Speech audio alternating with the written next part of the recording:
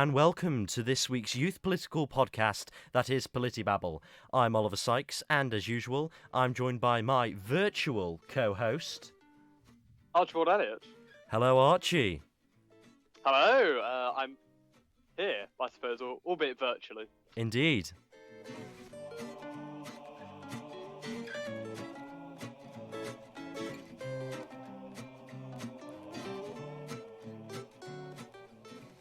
Well, Archie, welcome to the virtual world of podcasting from Broadcasting House in the Isle of Man. It's great to have you on this week. We weren't quite sure how it was going to go. Last week you thought, I don't know, I've been around a few people that I've been close contacts with, and look where we are. We're back to the virtual world on the last day of supposedly any COVID legal restrictions here on the Isle of Man. So it's a pleasure to have you through the virtual possibilities that we can undertake these days, and I suppose it's very in touch with this week's episode on what we'll be focusing on, which is modernism and how far it's come and whether it's failed. But first of all, I do have to ask, Archie, how are you? How are you coping in isolation? Well, I'd say it is very apt for what we're discussing about the modern world, and also the fact that in years to come, we're most likely going to move into probably the metaverse to do work meetings and live normal life, go out for coffees in the metaverse, or at least that's what Mark Zuckerberg or the likes might want us to do. But yeah, I've been surviving lockdown, isolation, not too badly. It was only about today I started to have the lift of brain fog, and I don't just confabulate by just spouting words out of my mouth, which mean nothing and can't be connected to themselves. I was throwing up the other day, which was interesting. And yesterday I jabbed a COVID swab too far up my nose, as I gave myself a nosebleed. So I think today's COVID test is going to be quite interesting. You did say you've not been feeling too great. You are, if I'm okay in asking this, you are double jabbed, I presume, or you've had a jab at least. The thing is, it's really, really, really quite frankly annoying, because I got COVID 4 months ago in November. Right, think, yeah. I wouldn't get COVID until now. And then I was like, well, I had my first jab. Then I got COVID, and then we became eligible for our second jab. And then it was kind of like, that's great. I can't get my second jab because you have to wait 12 weeks. And then after the 12 weeks, I was in the middle of doing coursework, and I was like, I can't feel the after effects of the second jab. So I got none really on the first, so you might get some on the second. So I delay that a bit there, because again, I'm not that fussed. It's only second jab was useful for travel. Mm-hmm, indeed. And now I can't even get the second jab because I got COVID again. So yes, it's a bit of a never going to get it because I just keep on getting COVID, it seems. But I've been twice inoculated, I think, because I've caught the virus twice somehow, which is impressive. It is. I've compensated for both of us because because I've not had it at all, and I have come into contact with numerous amounts of people. I mean, a lot of people said to me, "No, you've definitely had it," and I've gone, "Well, to my knowledge, and when I've needed to test, I have tested. When I've not needed to test, I've not needed to test because it is in the fact that I can't live my life worrying about COVID, and like this stage that we're going to drop into, the endemic stage. I need to stop worrying about COVID. If I get it, if I present symptoms, of course I'm gonna isolate. But testing every day, sometimes I wasn't leaving the house. There was really no purpose. I don't spend an awful lot of time in proximity to a lot of people. Of course, if I was around any of my vulnerable relatives, I was testing because, I have a duty to sort of protect them. But yes, anywho, enough of this COVID malarkey because we're supposed to be leaving this at the door. We're supposed to be leaving this at the door very soon. We've got this little joke going on, but I expect Archie to have a shaven head next week. Well, I still have COVID, so it's on. Well, yes, yeah. The length of my hair is, Alex always says, it's a perpetuation of the world events is caused by it. So, with us focusing on this idea of modernism, and your, is it your view that it's failed in a sense? It's failed us. Well, it's more the modern world, I think, with the thing is, modernism in the modern world I attribute quite similar because they're both the movements of modernism on a whole. But I suppose modernism is probably more associated with the artwork or the art forms which progress into a new post-industrialized world. But it is generally the modern world and things which have come with it, especially in recent years, where it's to seek to kind of remove what was happening in the old world or the old-fashioned way of life, and it was to seek to make it better, to improve it, to be progressive, to be liberal. But the problem is, I don't think it's done any of that. At least on the surface, it hasn't. Because I'd say I feel less free now than I did 5 years ago. I feel less able to say what I think now than I do 5 years ago. Even my life's only been so short, and I can't really go to when I was 2 year old when I speak about this. But it's become quite frightening. We're almost told now what you can, what you can't say, what you must say, what you must say, how you can define things, how you can't define, and how you shouldn't be able to define things. So it's become into this really, really complicated structure where we don't know where we stand. At least I suppose in times gone by, there'd be a social code, there'd be an etiquette list, there would be dress codes where you must follow, there'd be rules in place. But at least you know what you stand. And I'd say there's freedom in that, because then you know, and you know where the line is. But now the line exists, and if you cross it, you get cancelled. But you don't know where that line is, so you constantly live in fear of, can I say this? Can I do this? Can I not? And I suppose it doesn't really help to give us freedom that we desire, or rather, we seem not to desire. I completely agree with those points you've raised there, Archie. And, the pandemic, in a sense, has really changed things because it's dropped a lot of sort of social etiquette and ways we live.